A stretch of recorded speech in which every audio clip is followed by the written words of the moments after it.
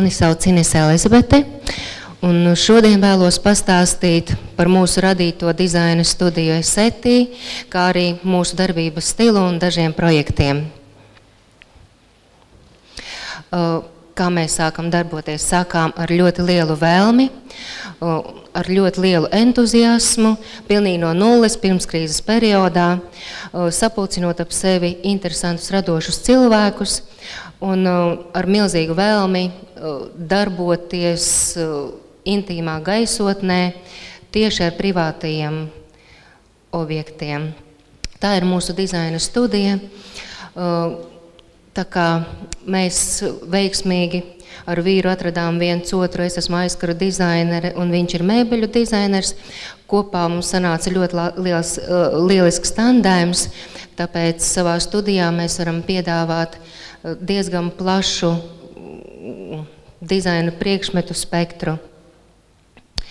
Tā kā mūsu darbība sākās pirmskrīzes periodā un mēs bijām ļoti mazi, vēl neattīstījušies, bet vēlmes bija ārkārtīgi lielas. Mēs ļoti daudzām lietām, kā lai saka, ļoti daudz ko darījām pašu rokām, savienojām dažādus materiālus. Tā kā es pabeidzu rokdarbniekus un mākslas vēsturniekus, tad tā vēlme radīt kaut ko īpašu, savādāku nepameta, un tas arī piesaistīja ļoti lielu daļu mūsu klientu un interjeru dizaineru, ar kuriem mēs arī pašlaik sadarbojamies. Un, lai pašiem būtu interesanti strādāt un interesanti būtu gan klientiem, gan interjeru dizaineriem, kas nāk pie mums, mēs meklējām ļoti dažādas inovācijas, meklējām zīmolus, kas spētu piedāvāt to, kas mūs interesē, bet sākotnēji zīmoliem mēs nebijām interesanti, jo mēs bijām mazi, mums nācās pierādīt sevi, taču tagad mēs sadarbojamies ar ļoti pasaulē atpazīstamiem zīmoliem, braucam uz viņu semināriem, viņi brauc pie mums, un interesantākais ir tas, ka, ja citreiz liekas, ka telpa ir bezpersoniska, ar vienu mazu detaļu var mainīt visu atmosfēru tajā, un viens no tādiem dekoriem varētu būt audums tekstīlies kā tādas. Un, protams, mēbeles, dažādu veidu, iebūvētās koks, finierējums un visas novitātes, kas nāk. Vēlme apvienot dažādu veidu materiālus deva mums iespēju mācīties no katra objekta, gūt kaut ko interesantu, jaunu. Un, protams, galvenais jau dizaina vai dizaina detaļu izveidē ir sadarbībā ar pašu klientu, viņa vēlmju uzklausīšana, jo viens ir tas, ko dizainers vēlas, ko izsapņo, iedomājas, bet otrs ir, kā klients jutīsies tajā vidē.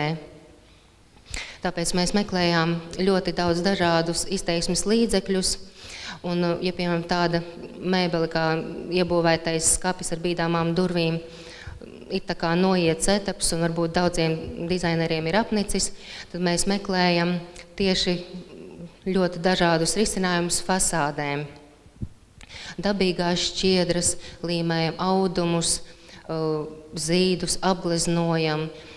Mums pat Uzbekijā ir taisīti ļoti jauki kokgriezumi, ko apvienojot ar durvju rāmiem var prezentēt kā ļoti interesantu dizaina detaļu.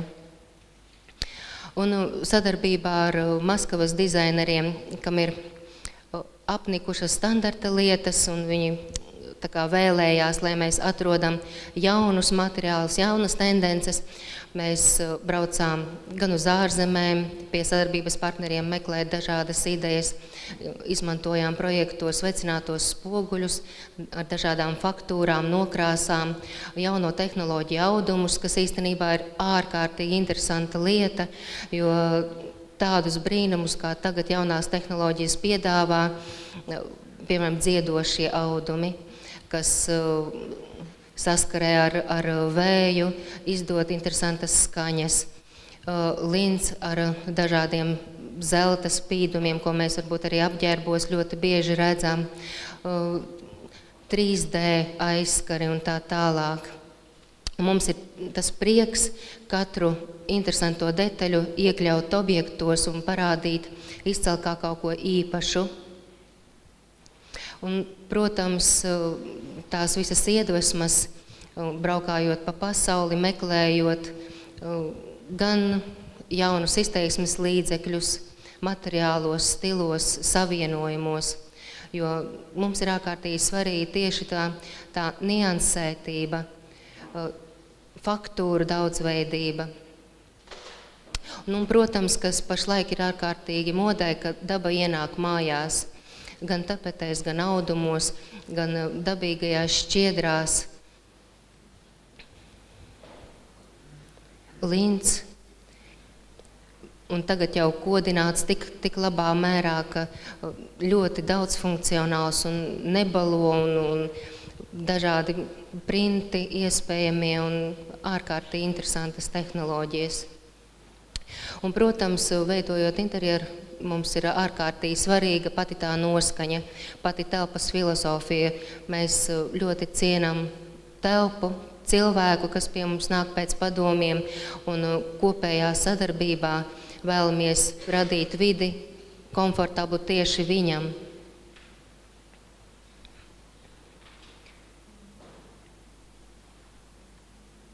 Un pirmais projektiņš, par ko gribēju pastāstīt, ir Londona, Lietuva. Tas ir londonietis ar kuplu ģimeni, kas kā savu dzīves vietu ir izvēlējies Rīgu. Un, protams, ļoti lielas ilgas pēc dzimtenes, pēc Londonas. Un bērniem ir diezgan grūti adaptēties Latvijā. Un bija uzdevums radīt nelielu Angliju Mārupē.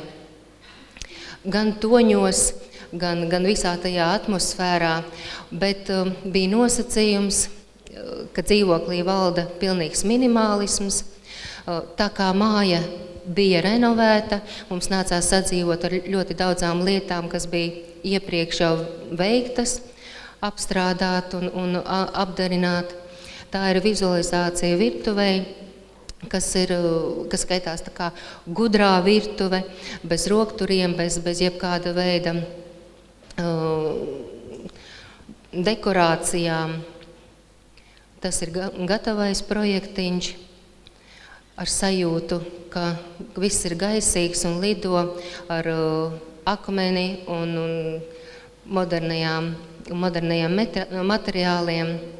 Un tā kā klientam bija ārkārtīgi pedantiska daba, viņš sekoja līdz pilnīgi katram mezglam, katram savienojumam, tad mēs pasvīdām, jo bija visā jāapmāca arī viņš pats. Un klients bija ārkārtīgi apmierināts ar rezultātu, un tā mēs tikām pie visas mājas interjera dizaina. Un tad mums svarīgākais bija noskaņa, tas Londonas lietus kolorīts, un nosacījums bija minimālisms, ļoti maz priekšmetu, bet tā kā tas ir minimālisms, tas nozīmē maksimālu piepūli pie katras detaļas piemeklēšanas. Un, protams, iespēja materiālos ieguldīt, lika mums meklēt ļoti interesantus risinājumus audumos, spīdīgās virsmas, vecinātie spoguļi kā peļķu atspulgi, jaunāko tehnoloģiju audumi. Un te ir vienkārši tādi iedvesmojoši, klientu iedvesmojoši gan kolorīti, gan mēbeļu dizaini, pie kā pieturēties. Un mēs pieņēmām domu un ideju, ka māja ir kā caurspīdīga čaula un industriālā vide ienāk iekšā mājā.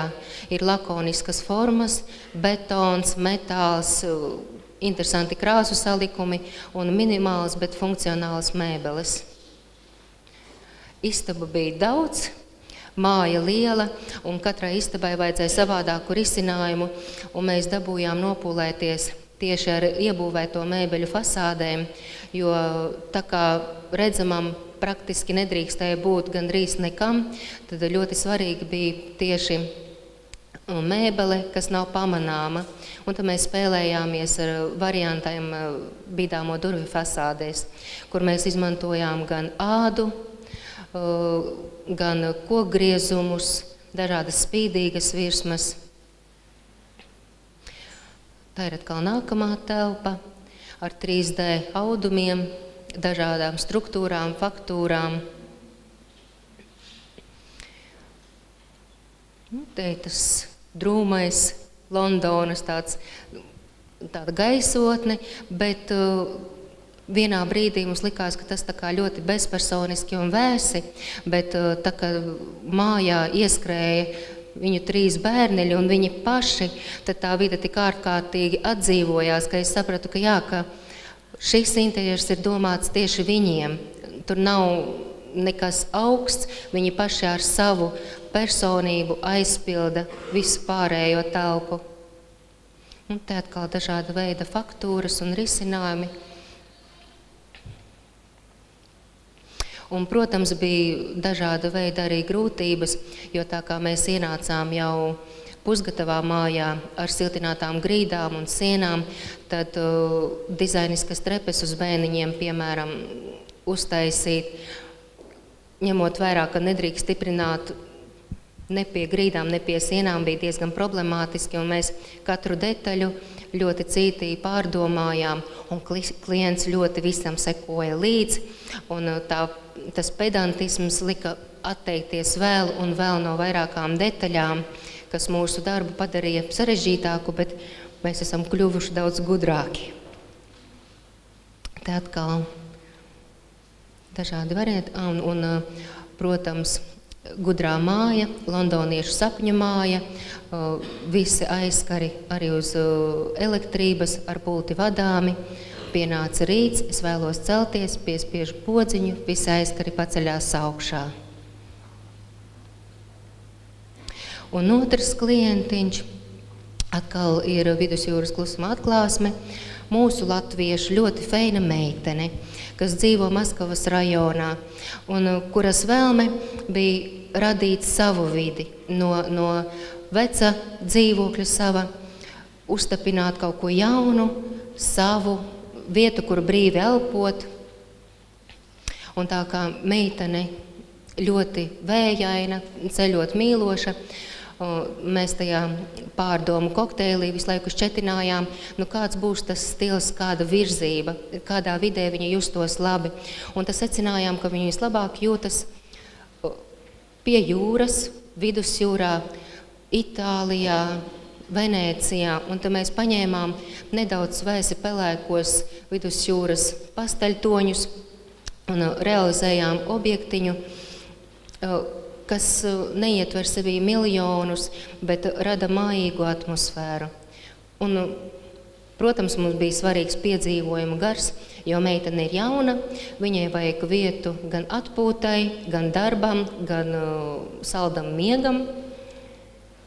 Un, jā, šis apmēram ir tā virzība, uz kuru mēs tiecāmies, bet sākumā, protams, ir viena iecerē un realizējot nedaudz mainās. Tās ir tās virzības, uz kurieni var aiziet, atsperoties kaut vai tikai no tām tapetēm. Skaidrs bija viens, ka mums tas tuvais ir pelēks zilais, bet atšķirībā no tā, kādu tapeti mēs izvēlamies, tas jau uzreiz mums diktē arī to stilu. Izvēle bija šāda. Un te atkal mēs mēģinājām spēlēties ar tām faktūrām un tās spoguļainās virsmu tapetes un Anglijas lints, lai viegli, lai galva nesāp par ļoti pārgudrām lietām. Un, protams, jaucām visu kā Lego nost veco, cienot vecās mājas dažādas veida īpatnības, mēģinājām saglabāt visu, ko varējām, atsekt sienas, ko varējām, bet tādu varbūt nevar teikt sasmakušu, tādu tumšu, mitru telpu padarīt par gaišu, dzīves priecīgu. Tie ir daži kolorīti, ko mēs izvēlējāmies, saliekot dažādas faktūras, audumu faktūras, tapešu, sienu toņus. Tas ir vecais variantiņš ar tiem melnajiem aizkariem, un arī jaunajā variantā, pēc tam kaut kā skatījāmies bildes, arī izrādās mums ir melni aizskari, bet pilnīgi citā gaisotnē. Un šis objekts arī, kas man ļoti patika darbā ar šo cilvēku pie šī interjera, bija tās ļoti smalkās, individuālās, personiskās nianses, faktūras. Mēs izstrādājām autora tehnikā daudzus spilventiņus, izšuvām lampas, kur tur uz palodzes arī stāv lampas, kas ar pērlītēm izcakinātas, tā, lai katrs stūrīti stāstītu un stāstītu gan par to klienti, gan par viņas noskaņojumu. Tāda bija vannas istaba. Un tāda viņa kļuva pēc tam, un mēs ārkārtīgi priecājāmies par pretī esošo māju, kurai jau 5 lāņos pamazām nāk nost krāsa, un tik ļoti atgādināja Venēcijas skatus, ka mēs arī to lodziņu vannas istabas uztaisījām kā tādu logu uz Venēciju, tā, lai būtu vēlme dzert šampanieti vannā. Protams, arī bīdāmajās durvīs bija dažādi ierobežojumi, tā kā mums nācās atvadīties no ļoti daudzām gāzes trubām un tā tālāk, un bija vajadzīga papildus ventilācija. Arī bīdāmajās durvīs mēs izmantojām restītes un krāsojām viņas un apdarinājām. Un, principā, viss ir diezgan ekonomiski, mājīgi, bet nevienmēr tajās dārgajās un ekskluzīvajās lietās ir tās sāls ļoti svarīgi, kā telpu bagātinam mēs paši.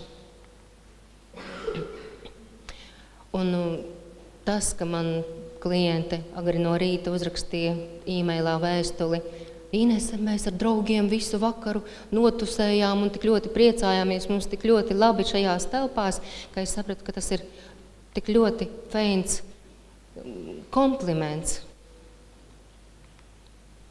Paldies par uzmanību.